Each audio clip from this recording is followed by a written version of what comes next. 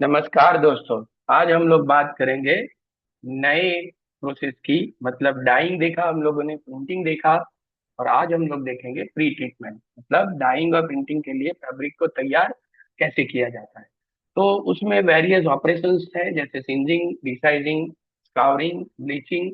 तो सारे ऑपरेशंस और उनके लिए यूज किए जाने वाले एजेंट्स, मतलब केमिकल्स, उन सब के बारे में हम लोग वन बाय वन वीडियो में देखते जाएंगे। आज हम लोग देखेंगे कि प्री ट्रीटमेंट क्या है, व्हाई इट इज नेसेसरी, और जब ग्रे मटेरियल हमारे पास आता है, ग्रे कपड़ा आता है, तो what we have to check और how the grey is classified on the basis of different methods, वो आज हम लोग देखेंगे। ओके। तो बात करें अगर कि प्री ट्रीटमेंट क्या है, तो pre treatment is ultimately the first wet processing stage, जहाँ पे हम लोग मटेरियल को डाइंग, प्रिंटिंग या फिनिशिंग के लिए तैयार करते हैं।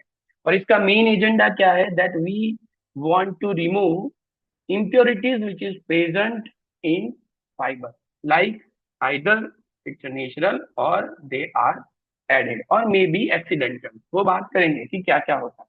तो ये सारी जो impurities है, जैसे वैक्स है, ऑयल है, pectin, dirt, seed particle, manufacturing additive like rising agent, मतलब पीवीए है या लुब्रिकेंट है, ऑयल के स्पॉट्स मार्क है, तो वो सारी इंप्योरिटीज हम लोग प्री ट्रीटमेंट में दूर करते हैं। मतलब removal of impurities which is present in fiber, I natural और एडेड, जो स्पिनिंग और वीविंग के दौरान हम लोग ऐड करते हैं। अल्टीमेटली इससे क्या होगा कि फैब्रिक की एब्सॉर्बेंसी बढ़ेगी, वाइटनेस बढ़ेगी, ब्राइटनेस बढ़ेगी। आप देखो तो ये this is our raw fabric, और after treating it you can see that whiteness. तो क्लीन एंड एब्सॉर्बेंट फैब्रिक तो बनाता है। यूनिफॉर्म डाइंग और प्रिंटिंग मिलता है, क्योंकि एब्सॉर्बेंसी बढ़ी, ऑफ कोर्स वो डाइंग भी यूनिफॉर्म देगा और प्रिंटिंग भी यूनिफॉर्म देगा, बढ़ेगी। बराबर, एब्सॉर्बेंसी बढ़ेगी, फैब्रिक का अपीयरेंस बढ़ेगा, उससे फास्टनेस बढ़ेगी और प्रोडक्शन एफिशिएंसी भी इंक्रीज होगी। तो ये सारी चीजें अचीव करने के लिए we are doing the pre treatment. अब इम्प्योरिटीज कौन कौन सी है, अगर हम लोग बात करें तो नेचुरल की बात करें तो कॉटन में अगर देखते हैं तो वैक्स इज नेचुरली दैट, जब हम उसका जनरेट होता है, जो फार्मिंग होता है, वहीं पे they are added, naturally added, which is pectic material. Wool में भी होता है, सिल्क में सिरिसिन गम होता है। तो ये सारी जो है वो नेचुरल इम्प्योरिटीज है, लाइक वैक्स, प्रोटीन, दोज होना। एडेड की बात करें तो जब हम लोग स्पिनिंग करते हैं या वीविंग करते हैं, तो we are adding a sizing agent, either it is a starch और polyvinyl alcohol, we are adding lubricants, और we are adding antistatic agent जब सिंथेटिक की स्पिनिंग होती है तब। ओके। तो ये सारी जो इम्प्योरिटीज है वो हम खुद डालते हैं at the time of manufacturing. और एक्सीडेंटल, मतलब जब वो फैब्रिक हैंडल किया जाता है या फाइबर्स हैंडल किए जाते हैं, उस टाइम हैंडलिंग का या स्टोरेज का जो होता है, like dust, soil, rust stain, oil mark, जो वीवर्स के हाथ में होंगे, कारीगर के हाथ में होंगे और उसके हाथ लग गया, तो those all are known as the accidental. और मीनवाइल एनवायरमेंटल कॉन्टामिनेंट, मतलब स्टोरेज की वजह से बायोलॉजिकल कॉन्टामिनेशन अगर हुआ नेचुरल फाइबर या नेचुरल फैब्रिक में, तो वो एनवायरमेंटल कॉन्टामिनेंट्स होते हैं। तो एक्सीडेंटल इम्प्योरिटीज और microorganism, that is the environmental contaminant. तो ये सारे जो टाइप्स हैं वो है इम्प्योरिटीज, जो हम दूर करेंगे in process of pre treatment. Okay. तो ग्रे फैब्रिक क्या है? तो ग्रे फैब्रिक वो है जो लूम या नीटिंग मशीन से सीधा प्रोसेस हाउस में आता है प्रोसेस करने के लिए। बराबर। तो उसमें क्या इश्यू है, एक, वो इम्प्योरिटी कंटेन करता है, दूसरा उसकी एब्सॉर्बेंसी कम होती है, तीसरा उसका अपीयरेंस डल होता है, और may be there are some defects of weaving और नीटिंग प्रोसेस। आप यहाँ पे देखो तो ये थोड़ी कॉमन डिफेक्ट्स का लिस्ट है, जैसे मिसिंग एंड हो गया, ब्रोकन एंड हो गया, पिक मिस है या डबल पिक है, ये सारी वीविंग के डिफॉल्ट है। थिक प्लेस है, थिन प्लेस है, ऑयल स्टेन जो हमारे को लगेगा, नॉट ऑल, रीड मार्क जब बनता है तब लगता है, स्लब या बोइंग। तो ये सारे जो है these are the defects, common defects है जब फैब्रिक बन के तैयार होता है। तो ये ग्रे फैब्रिक हमारे पास आएगा, तो first we have to inspect the grey fabric, उसको हमें इंस्पेक्ट करना पड़ेगा। उससे फायदा क्या होता है, तो एक की क्वालिटी कैसी है वो पता चलेगा। दूसरा, आप वो ग्रे फैब्रिक को प्रोसेस में ले जा सकते हो या यू हैव टू रिजेक्ट, वो आपको वहां पे मालूम पड़ जाएगा। उस हिसाब से आप अपना प्रोडक्शन प्लानिंग कर पाओगे। और अगर इंस्पेक्शन बढ़िया रहा, अच्छा रहा और आपके पास बढ़िया माल है, तो you will also reduce the time which is ultimately cost saving फंडा। ओके, जो इंडस्ट्री में बढ़िया चलता है, इंडस्ट्री कॉस्ट पे ही काम करती है।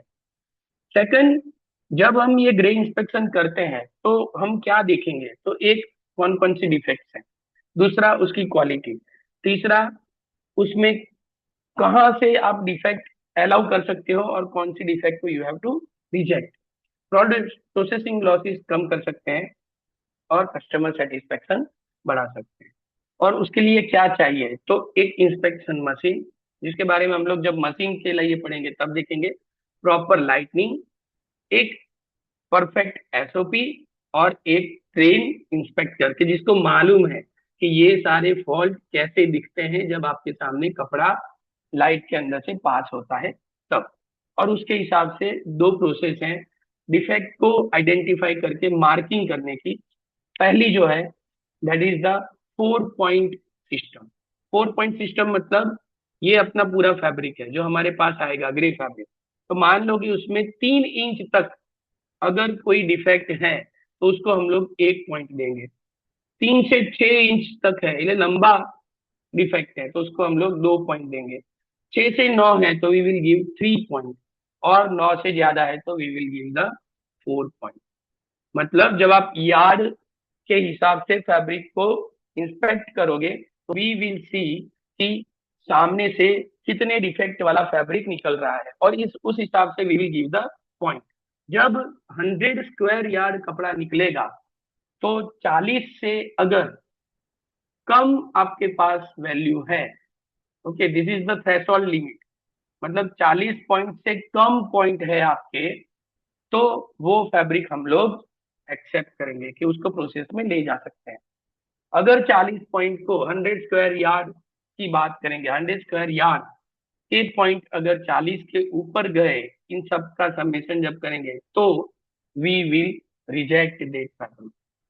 इस प्रोसेस में ब्यूटी ये है कि ये सिंपल प्रोसेस है, फास्ट है, और इसका रिकॉर्ड कीपिंग भी इजी है। तो इंटरनेशनली प्रोटोकॉल में भी 4 पॉइंट को एक्सेप्ट किया हुआ है। दूसरी जो मेथड है that is the 10 point. 10 point में भी हम लोग 4 पॉइंट के हिसाब से ही जाते हैं, पर इसको डेवलप इन्होंने किया है National Association of Wool Manufacturing. इन लोगों ने 10 पॉइंट को तैयार किया है कि फैब्रिक रूल को रिजेक्ट करना है या फिर एक्सेप्ट करना है। तो उन्होंने क्या बोला कि वर्टिकल लाइन जो होती है लूम के साथ, दोज ऑल आर वार्प, और जो रीढ़ पे ऐसे हॉरिजॉन्टल आएगी, दोज ऑल आर वेप्ट। जो we know this warp and weft, हमको मालूम है वो क्या है। वार्प और वेप्ट दोनों में डिफेक्ट हो सकते हैं, और दोनों के हिसाब से मान लो कि 1 इंच तक का डिफेक्ट आपको मिल रहा है, 1 इंच तक वो चल रहा है, तो हम उसको 1 पॉइंट देंगे।